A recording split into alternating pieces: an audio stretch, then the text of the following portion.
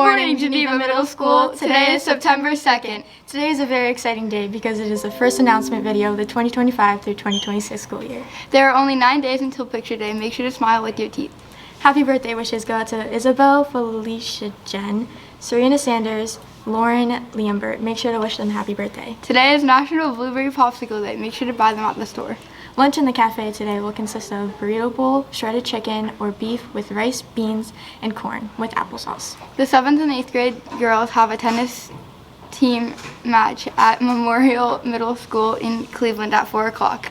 The 7th and 8th grade girls and boys have a cross-country meet at 5, and the boys' 7th grade football team is going against Konya at 5 o'clock. Best of luck, Eagles. Here's the first Teacher Tuesday video featuring Mr. Markajon.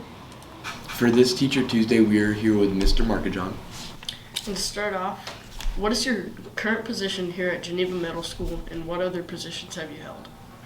So this is my 30th year in the Geneva School District. My first year as the middle school principal. The 2 years previous, I was the principal at Ostenburg Elementary. And for 27 years previous to that, I worked at Geneva High School. 16 of those years as the assistant principal of the high school, 5 years as the athletic director, and 6 years as a science teacher.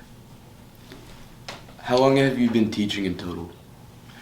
Hey, including teaching and athletic director and administration, 30 years. 30 years. So my whole career I've been at Geneva.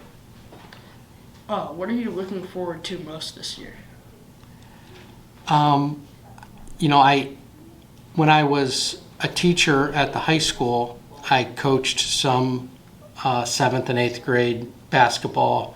I coached some 8th grade football, but my interactions with middle school age students has been pretty much limited to those times. Lots of experience with 9th through 12th graders, and clearly I had some time with elementary kids last year.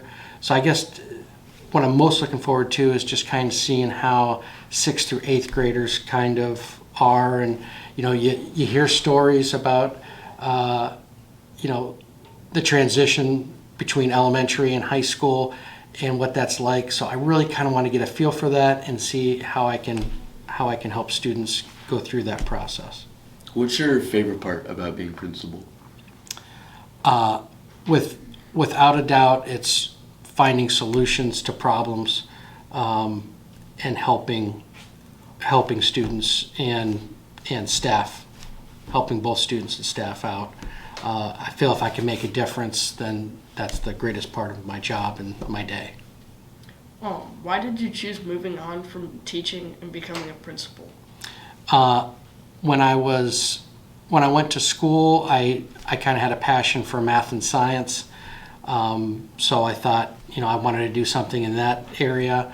So it turned into me becoming a science teacher. I quickly knew that I wanted to have a greater impact on the school and the district and a greater impact for students and teachers. So I immediately went to get my principal's license, and then after a few years became athletic director and then an assistant principal. So I felt like I wanted to have a greater impact than a teacher, although as you guys know, being a teacher impacts kids in a much greater way. It's very impactful because they see everyone every day, and I might not see a certain student or students for major chunks of the year. So it's kind of two different ways that you can be helpful. I just feel like as an administrator you can help more people, so that's kind of the reason. How do you feel about being the principal to your kid? So this is the second time that it's happened. I was the assistant principal at the high school for my daughter when she was a freshman, and she's a senior now.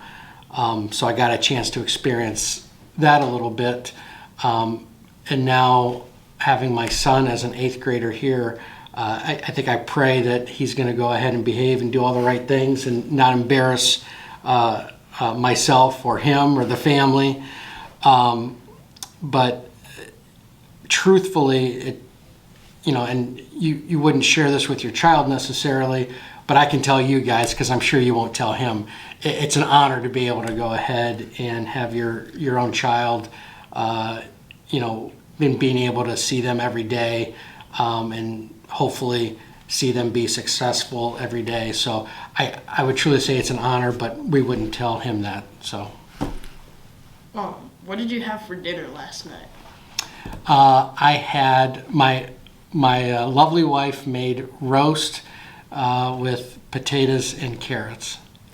And what is your favorite food and least favorite food? I wish that I could say that I eat all this healthy stuff and be a tremendous example for you guys. But my favorite food is it varies. I would probably say good pasta would probably be my number one. My least favorite food, I wish that I liked vegetables more, but like broccoli, cauliflower, I kind of struggle with the. It's hard to even smell it, let alone have to eat it. So, make sure that you guys eat your vegetables, but I struggle with some of those vegetables that look like trees. Do you enjoy having power over the whole school? To be honest with you, I don't really look at it as having power. I don't think I ever have. Once again, to kind of explain some of the other pieces that we've already talked about, I like the ability to be able to open up paths for students and staff to be able to get to what they need to be able to get to. So if that's finding ways for them to become better students, what can I do to make that happen? If it's to become better people, what can I do to make that happen? At the high school as assistant principal, anytime that I could get a path for a student to get to graduation, because sometimes things got in the way, I felt like I was really making a difference. So I don't look at it as power, but I look at it as ways to give opportunities to students and staff. What's your favorite animal? My favorite animal? Oh my goodness. I would have to say, I'd have to say dog, and specifically Boston Terrier. We've had a couple Boston Terriers, and we just got a new dog that's a Cavapoo. And my wife and daughter love the Cavapoo. Not that they didn't love our Boston Terriers, but I think my son and I maybe prefer the Boston Terrier. So dog would be the answer to your question. Who do you think would win in a fight? One gorilla or 100 men, and why? I think it would be 100 men. And the reason why is I think that the 100 men, if they worked together, would be able to go ahead and subdue the gorilla. If they worked independently, then I'd go with the gorilla. No.